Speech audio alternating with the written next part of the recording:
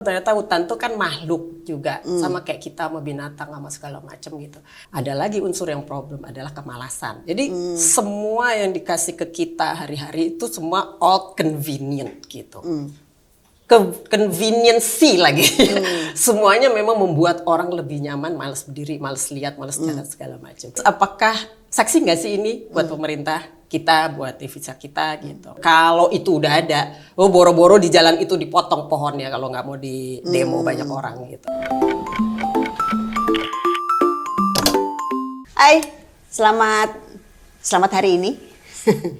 Selamat datang di Balai Talks dengan bintang tamu Diah Bisono. Hey. Terima kasih loh Ya, sama-sama. sudah mau ngobrol, nemenin gue ngobrol Ya, apa aja sih. seneng gue diajak lo ngobrol. Jadi gini, kan kalau lo kan pengalamannya udah banyak yang berhubungan dengan kedekatan yang dekat dengan lingkungan. Ya, lumayan. Ya, lo termasuk sayang lah sama lingkungan. Nah, orang ngobrol soal pencinta alam itu kayak itu, wah heroik, naik gunung, arum jeram, apa kayak gitu ya, pokoknya yang heroik gitu. Padahal sebenarnya ketika kita bicara pencinta alam itu berarti adalah kita mencintai alam. Nah, kalau sayang sama alam berarti kan ada konsekuensi ikutannya lah, ada macam-macamnya. Bahkan sebetulnya kayak muscle memorinya juga udah bekerja kan, kalau ngelihat apa itu terus jadi tergerak untuk melakukan sesuatu. Aku tuh kan lahir dari keluarga oil. Bokap tuh di oil company. Jadi sepanjang yang aku tahu, aku aja lahirnya di hutan. Oke. Di hutan di Sumatera sana gitu. Jadi tempat memang eksplorasi minyak gitu. Jadi memang kayaknya keluarga gue tuh memang udah lahir di hutan gitu. Jadi mungkin nature bawaan oroknya memang kalau di hutan tuh tenang gitu ya. Jadi masih tuh interaksi sama suku Kubu zaman dulu. Aku cuma walaupun nggak terlalu inget, tapi inget lah barteran antara apa namanya tuh sembako. Jadi orang-orang di oil ini naruh sembako, nggak ketemu tuh, pergi gitu, kita terus datang sembakonya udah hilang, ada antik-antik gitu. Jadi dulu kayak mereka barteran, sistemnya kayak gitu. Ya, jadi familiar kita kalau nggak pernah tuh beli buah yang ada ke kebun, ke hutan itu mau durian mau apa tuh kita mungutin dari jatuh. Jadi emang kayaknya tuh mungkin terus nyokap bokap juga seneng camping, orang outdoor. Jadi beruntungnya sebenarnya di situ bawaannya.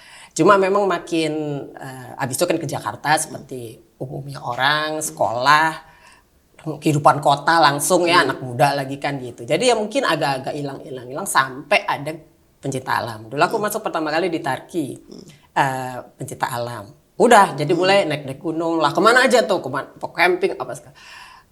Masuk UI, Mapala pula gitu. Jadi kayak tadi itu ada recall aja cepet gitu, terus ya aku ngerasain ini sebenarnya sih ke alam tuh kayak, jadi dulu suka kita ngomong lebay ya, orang bilang wah kayak spiritually kayaknya gimana gitu dekat dengan, aku rasa sih karena memang hutan tuh kan sehat ya. Aku belajar sekarang tuh ternyata hutan tuh kan makhluk juga, sama kayak kita sama binatang sama segala macam gitu. Jadi basically ya kalau kita dekat dengan sekitar kita yang baik gitu ya, apalagi memang mereka makhluk yang sehat ya sebenarnya. Itu memang pikiran kita jadi bersih, jadi tenang, sakit-sakit tuh sembuh gitu ya. Belum lagi kita nggak, kalau di alam, kalau kita naik gunung atau kemana gitu kan, ya mau ngomongin apa, mau ngapain aja, pokoknya kayak nggak ada hukum di sana gitu. Jadi kayaknya freedom gitu ya. Jadi nggak tahu gimana, pokoknya memang perjalanan hidupku tuh, alam itu kayak nyembuhin semuanya gitu. Jadi aku tuh kayaknya mau stres, mau apapun obatnya alam, sakit obatnya alam gitu. Jadi ya makin cinta aja gitu.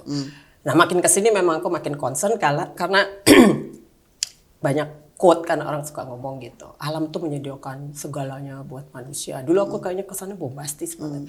Tapi bener juga sih ya, begitu orang greedy istilahnya, alam tuh nggak bisa kalau orang greedy kan gitu ya. Nah itulah yang terjadi sekarang kalau menurut aku. Sama juga sih kayak tempat-tempat pariwisata alam ya, bukan yang buatan. Itu mulai tereksploitasi untuk bintang 5. Itu kalau buat kita yang dulu aku kalau mau ke Komodo itu susah banget ke sana gitu ya, tidurnya di PHPA, listriknya masih pakai teplok gitu ya pokoknya. Tapi ya it's a nature gitu ya. Tapi begitu sekarang bintang 5, mungkin orang lain mungkin memang secara devisa mungkin oke, orang lain mungkin jadi lebih banyak. Tapi memang value alamnya jadi hilang. Dan barusan belakangan aku juga baru tahu ternyata banyak tanah adat yang digerus lah. Wah, isunya banyak banget. Kemarin ada teman-teman ngajakin, yuk kita ke Bali. Males tiba-tiba langsung ilfil gitu. Nggak tahu ya, jadi emang cinta lingkungan tuh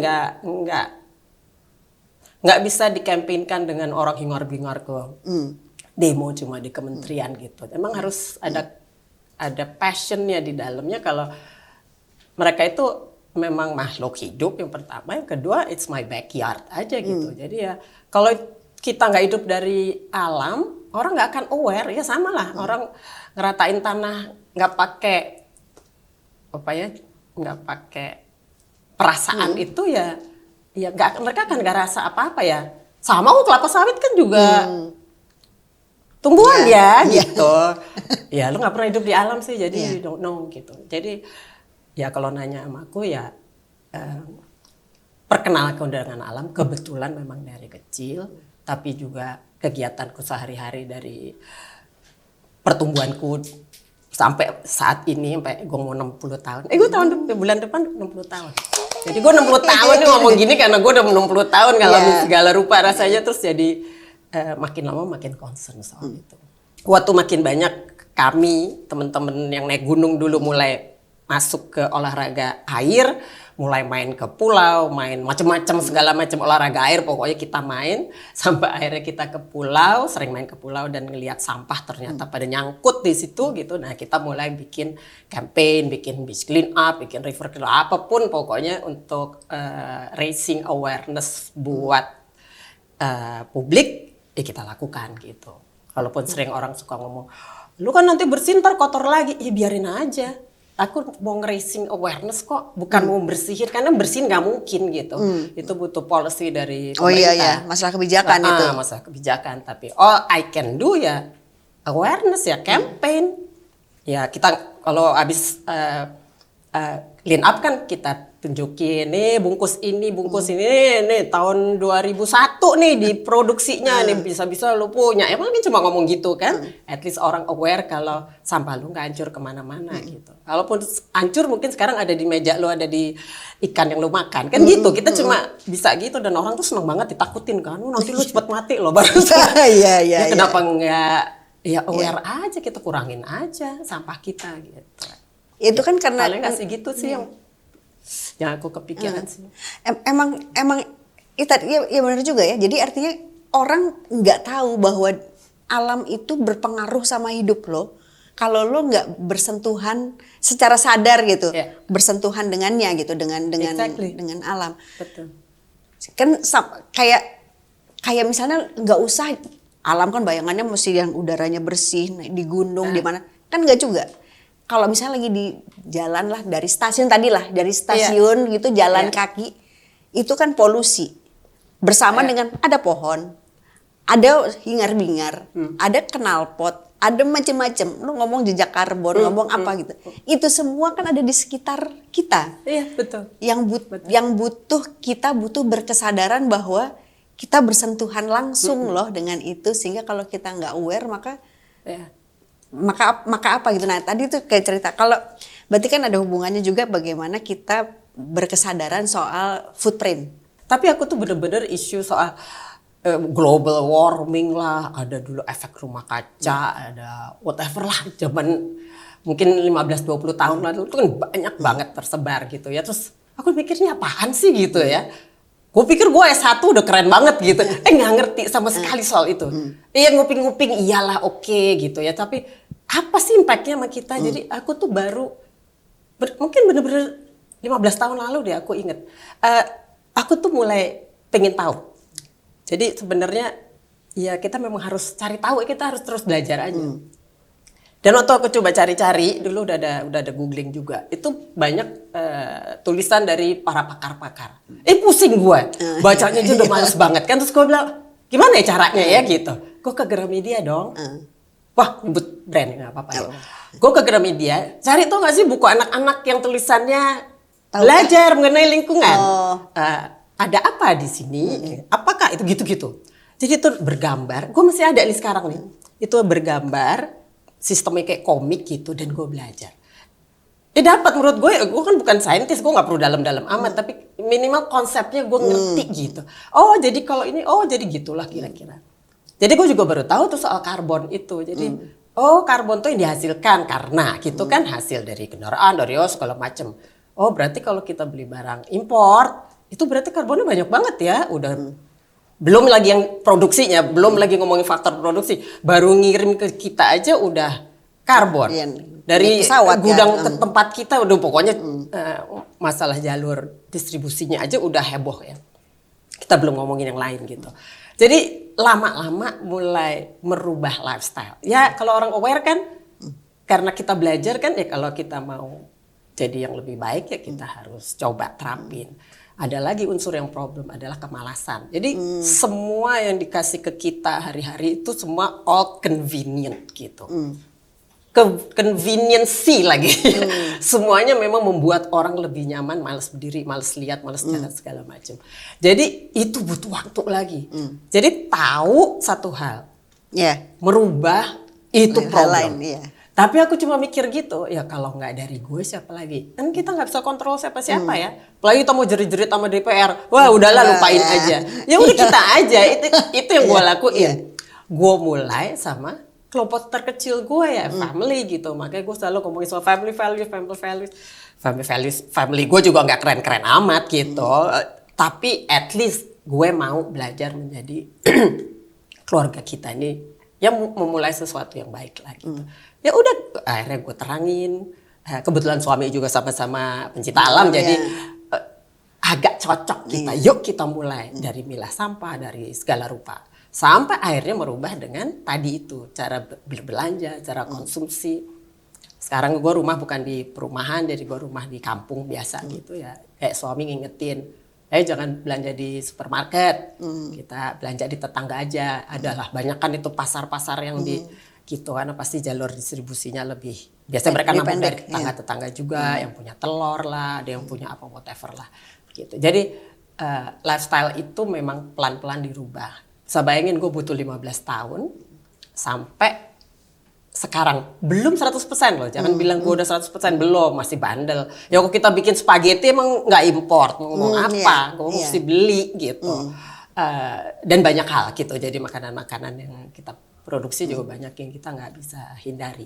Tapi at least kan kita ngomongin konsep dulu ya. Kalau kita udah tahu, kita aware, kita coba lakukan perubahan ya that's the best I can do gitu.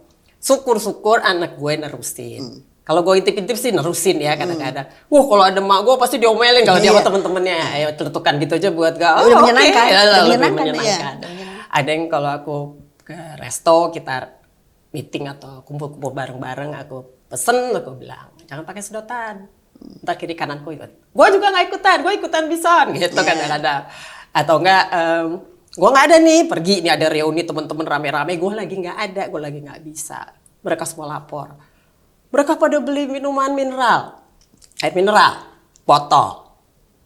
Terus abis itu celutukannya, aduh kok kita nggak ada bison jadi bandel gitu. Jadi aku ngelihatnya sih achievement kita bukan merubah dunia ya. Jadi ya nggak apa-apa itu mau dibilang gue nggak pernah marah kok mereka bener-bener gue nggak pernah marah. Gue cuma nyontoin aja. Emang lo bisa marah? Nggak bisa. Jadi artinya ya at least mereka udah aware kalau itu nggak kemana-mana, itu sampah bakal balik ke lu. Kemarin dia lihat kalau lihat foto-foto banjir, gue kayak ngomong gini sama keluarga gue, tuh lo ya orang yang buang tuh balik lagi loh sampahnya, makanya Boya nggak usah pakai gitu. Buang sampah yang benar. Jadiinlah organik lah. Gue udah coba 10 tahun ini gue udah nyaman di rumah gue udah nggak ada sampah organik. Semua balik ke tanah gue. Semua yang masuk ke pot lagi. Itu memang betul-betul emang mesti emang nggak boleh males ya. 10 tahun gue mulai dari milah sampah. Pertama kali gue lakuin cuma gue ngobrol nih di meja makan. Yuk kita mulai yuk gitu anak-anak gue. Gitu kan oke. Yang gue lakukan gue ambil tong sampah di semua kamar. Sampah cuma ada di pantry deket dapur. Sampah basah sama sampah kering. That's it, 2 aja, gue gak kemana-mana. Terus berkembang abis itu. Lama-lama abis itu sampahnya ada sampah keringnya, ada sampah kering, ada sampah bekas bungkus makanan. Habis itu tambah lagi ada sampah masker kemarin. Karena semuanya ada penyalurnya kan gitu. Gue butuh 10 lebih kali sekarang ya start mulai kali start. Gue masih rumah di Warung Buncit kok sampai sekarang. Sekarang aja gue udah mau 10 tahun kan di Bekasi. Artinya udah lebih lah 10 tahun. Jadi ya memang nggak gampang tapi ya we have to start somewhere kan. Iya. Dan gue yakin, nggak tau gue yakin banget. Masa sih gue punya temen 100 lebih kali ya. Gue yakin separohnya tahu lah gitu. Pastinya udah berubah juga gitu. Jadi ya aku rasa ya kalau mau merubah dunia ya gitu aja start dari diri lu sendiri. aja.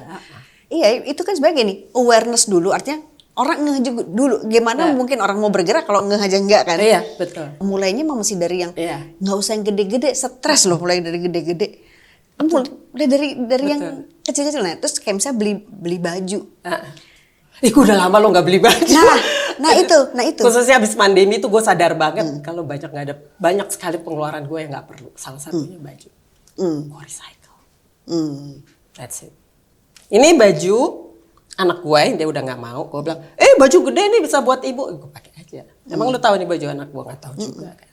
Ya, jadi ya begitu aja dan udah biasa kayaknya di rumah tangga aku. Dan ya boleh bilang gue finally gitu sekarang agak bangga karena cuma itu yang bangga, yang lain gak ya. Tapi maksudnya gue ngelihat anak gue sudah lakukan hal yang sama gitu. Jadi ya gak tahu kalau gue bisa membuat impact ke anak gue mestinya kan. Oh iya dia akan ngasih impact ke ya itu aja lama-lama. Mungkin tetap susulan ya sama kerusakan hutan atau apa mungkin tapi ya aduh cepet aja. God knows lah. Aku sih. Yang penting kita lakukan sesuatu kan.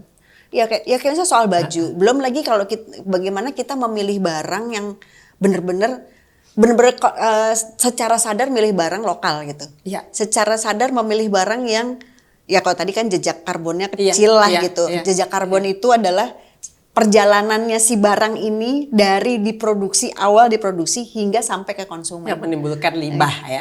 Jadi mulai dari limbahnya terus perjalanannya kayak jalur distribusi tadi kan ya. Betul. Dia kan naik mobil kemana. Terus ntar lagi kemana. Sampai apalagi kalau makanya semakin banyak jejak karbon kalau udah lintas negara. Iya, jadi sebaiknya jangan beli yang luar negeri. Ya kan Betul, kira-kira kampanye gitu kan ya. Karena dan sebenarnya kayak orang suka ngomong gini, habis kualitas lokal tuh nggak bagus kata siapa? Iya. Kan memang kadang-kadang QC-nya itu memang nggak stabil kan. Iya. Pencinta alam itu ya gunakan atau lakukan dengan wisely gitu loh. Ya kita juga gak nyalain orang gitu. Ya terserah lu gitu. Tapi gue prefer I use this gitu. Karena yang penting kan gitu. Kita harus ada penjelasannya.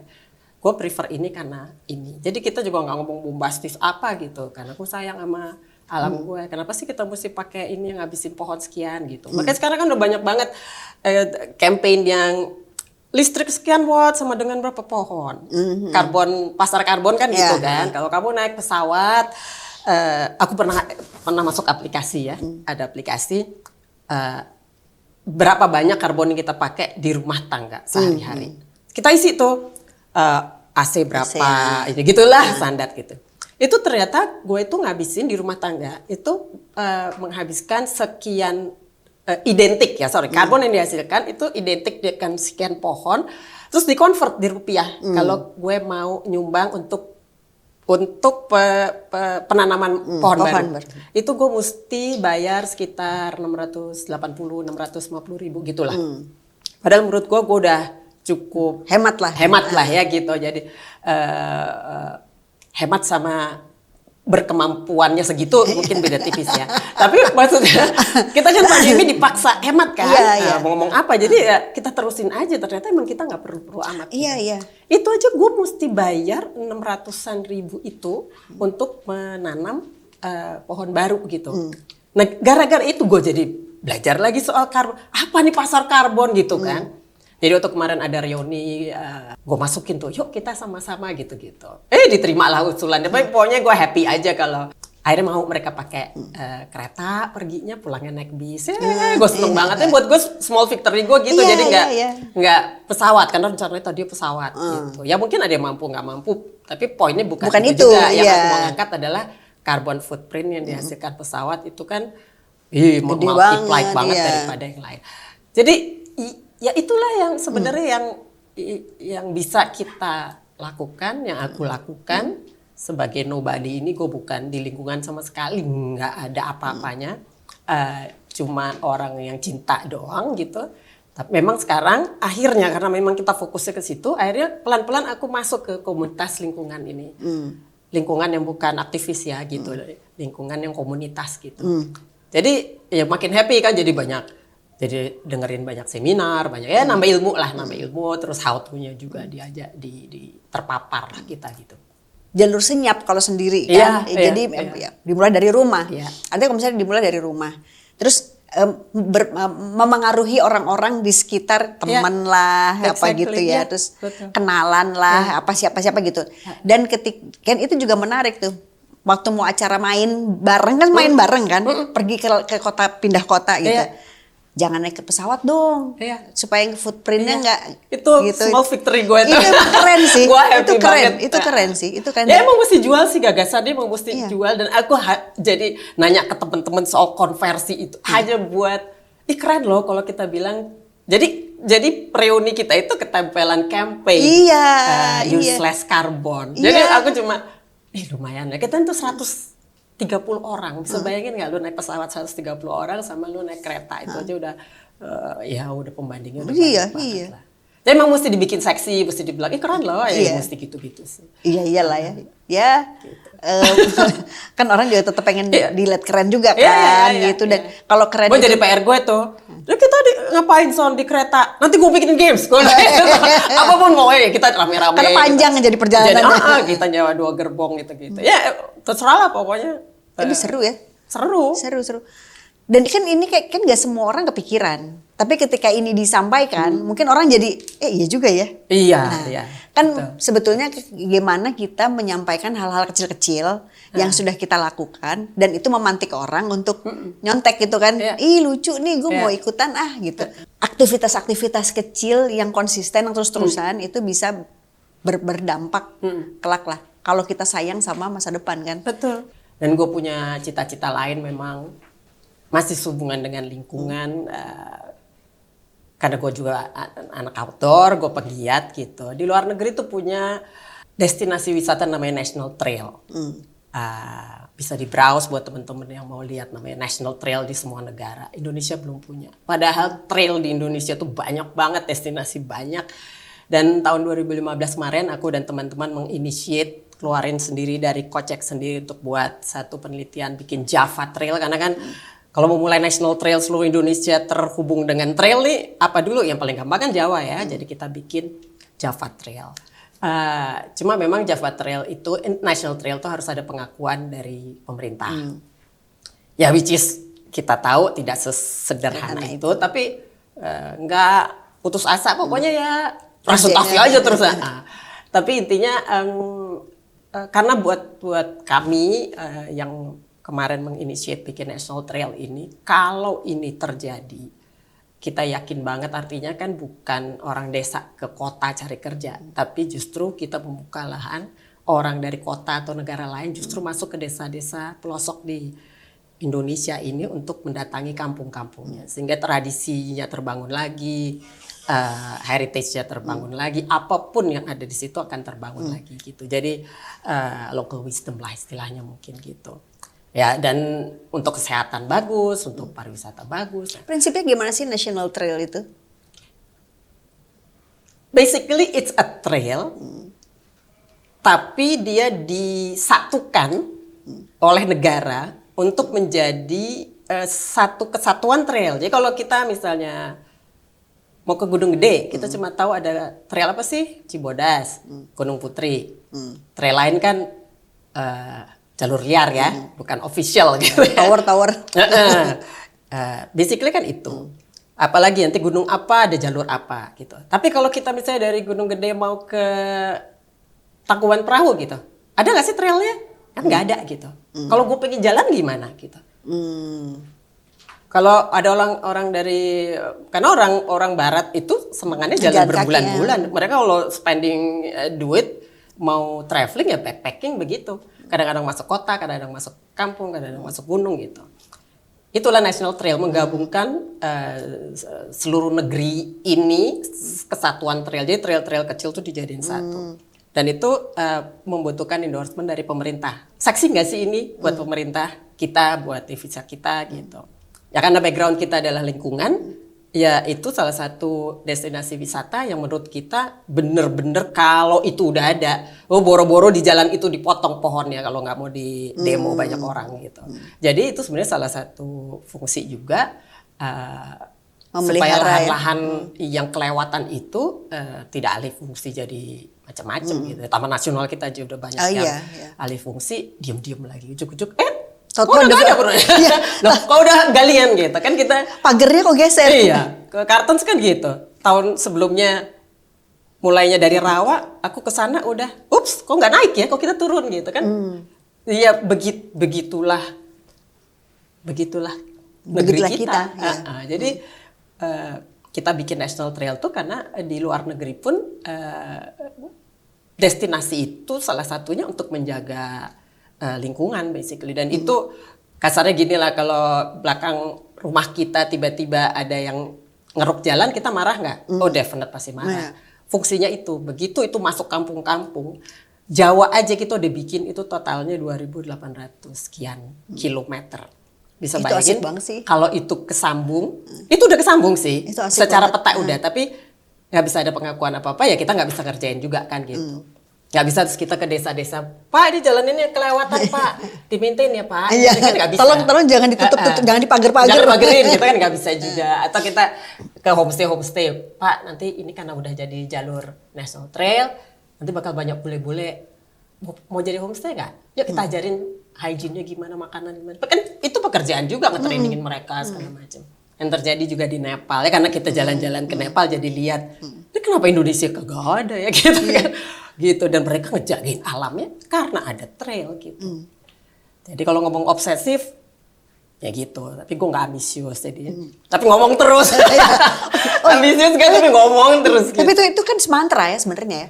Siapa? Mantra itu kan? Iya, katanya begitu. Tapi halus gue.